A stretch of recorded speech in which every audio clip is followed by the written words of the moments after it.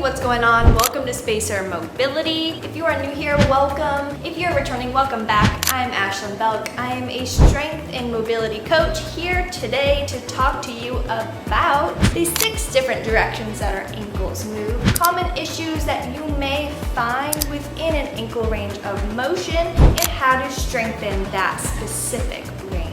Let's cover those 6 different directions that our ankles move. We have dorsiflexion, plantar flexion, inversion, eversion, pronation, and supination. Dorsiflexion is the flexing of the toes upward towards our shin.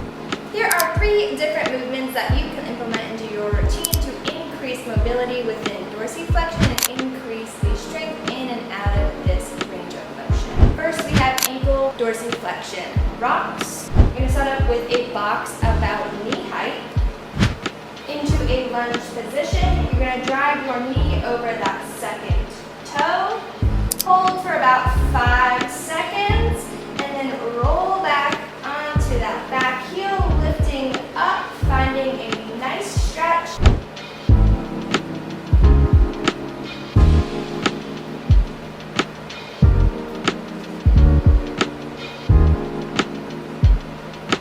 Movement number 2, we have ankle dorsiflexion isometric. Hold, again, we're going to set up with the box. This time we're going to find a kneeling position with our lunge leg forward about 1 hand's distance from the box. Driving again that knee over the second toe. Trying to touch the box with our knee and holding for 10 seconds.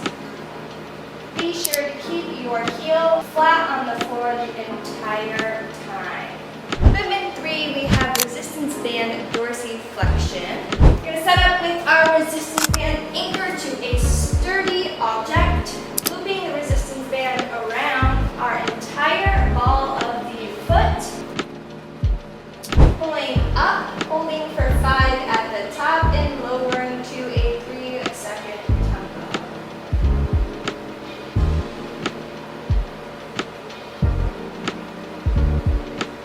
Plantar flexion is pointing our toes down, away from our body. The first movement that you can implement to increase plantar flexion is simply calf raises, either from the floor or from a wedge or a stair.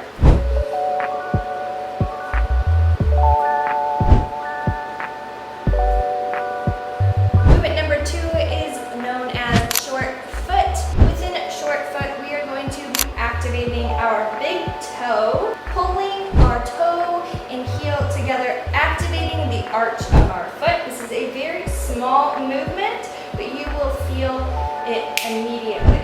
And movement 3 is resistance band plantar flexion.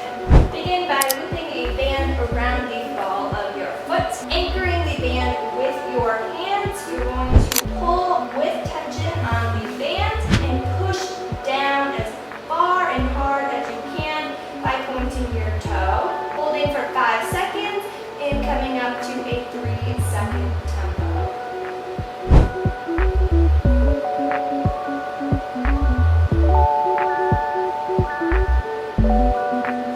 Inversion is rolling the soles of our feet inward towards our midline. To strengthen inversion and increase inversion range of motion, you can incorporate towel scrunches into your routine.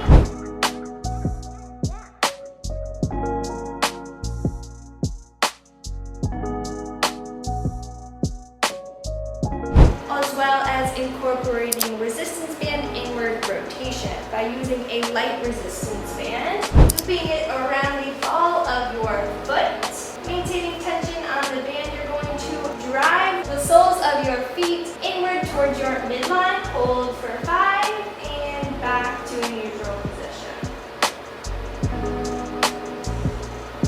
The third and final movement that you can incorporate to increase the strength of inversion and to decrease the risk of injury of ankle or muscle sprains is to find yourself a stability board. You're going to find and maintain your balance on the board. From here, you're going to move into that inverted stance by rolling the soles of your feet inward towards your midline, holding for 5 and back to that neutral position.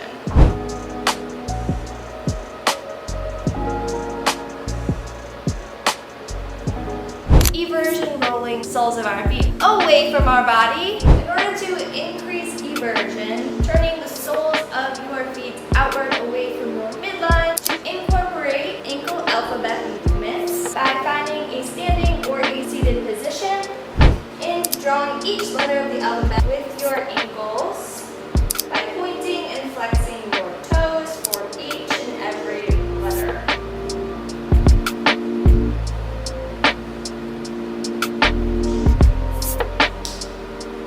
The second movement that you can incorporate to increase eversion is resistance band outward roll. So again, find yourself a light resistance band, loop around the ball of your foot, find tension with your hands on that resistance band, and turn the sole of your foot out away from your midline. This is a small range of motion, but you will feel the outermost part of your ankle lighting up.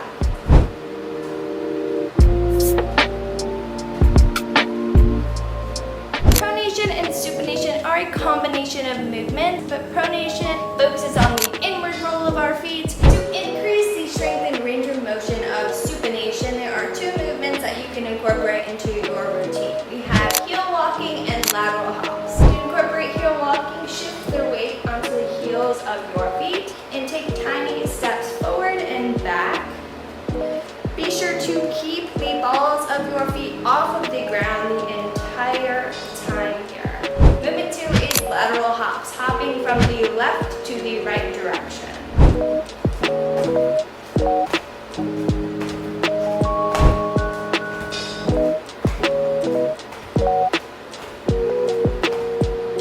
And supination focuses on the outward roll of our feet. The best way to increase strength and range of motion of pronation is to incorporate short foot. Again, the same movement we saw within plantar flexion, range of motion into our routine. Again, pulling the toe to heel as tight as you can, activating the arch of your foot, essentially making and feeling the foot get smaller. The second movement to increase pronation is ankle circles or ankle cars.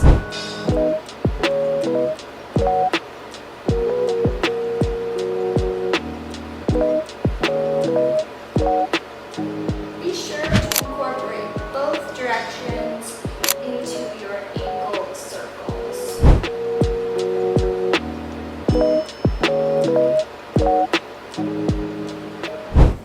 First and foremost, there are two common issues that you may see arise within any of these 6 different directions. We have ankle sprains and muscle sprains. Ankle sprains occur with overstretching or tearing of the ligaments connecting bone to bone. Muscle sprains occur with stretching or tearing of the muscle tissue or tendon within any part of the lower limb.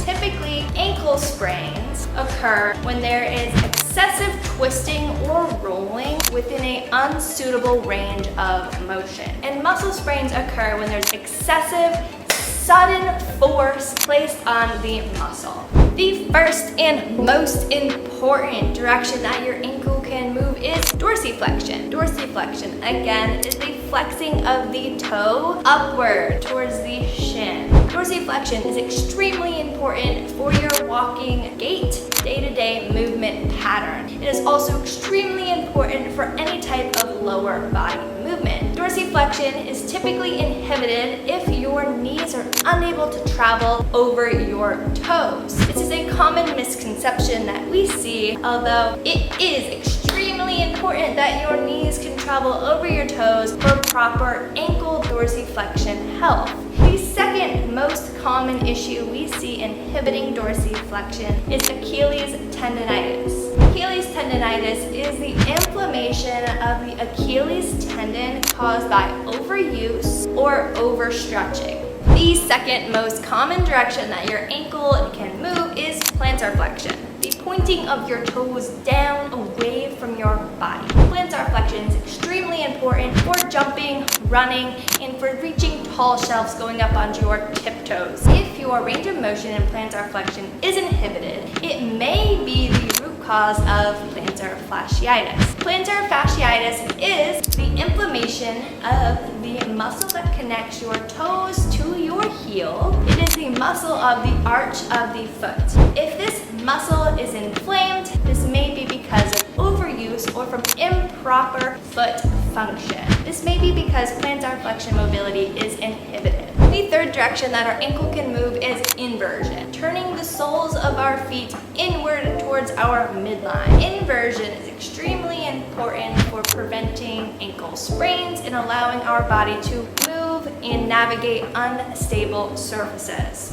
We see a few common issues occurring from inversion, such as flat feet, shin splints, and knee pain. The fourth direction that our ankle can move is eversion. Eversion is the turning of our soles of our feet outward away from our midline. Eversion is extremely important for extracurricular activities like rollerblading, skiing, running on unstable surfaces. Eversion gives our body the ability to adapt to an unstable surface, although if this range of motion is inhibited, it may be unable to. It can lead us to suffering from rhonal tendonitis. This is the inflammation of the tendons that run along the outermost side of our ankle. This may also lead to the second most common issue that we see, which is lateral ankle fractures. Lateral ankle fractures typically occur from the excessive outward rolling of the ankle. Supination is the outward roll of our foot. This is a combination movement. It incorporates many of the other ranges of motion that our ankle can move. Although if you have an insufficient inward roll, this may lead to a high arch, creating underpronation, where there is too much weight being distributed on the edges of the feet and not enough weight being distributed on the innermost side of the sole of your foot. The second common fault that we see within supination is IT band syndrome. This is tightness and inflammation that occurs due to lacking mobility within supination. This can also lead to medial knee pain. Supination may also be the root cause of plantar fasciitis, the inflammation of the muscle that makes up the arch of the foot. This is due to overworked fascia, creating inflammation of that muscle.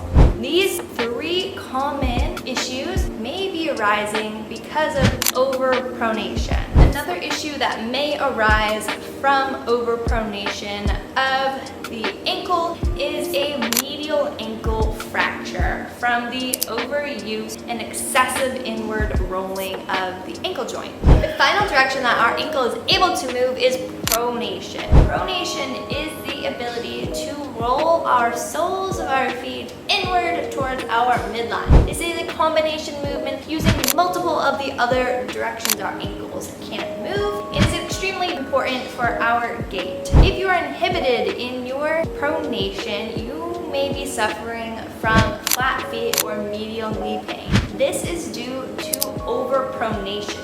Overpronation is due to distributing most of your weight to the innermost side of the sole of your foot. This commonly leads to flat feet and losing the support of the arch of your foot. That is all I have for you. Thank you so much for watching. If you liked this video and found it helpful, make sure to give this video a big like. If you would like to see more of me here at Space and Mobility, click that subscribe button. I will see you in the next video. Thanks so much for being here.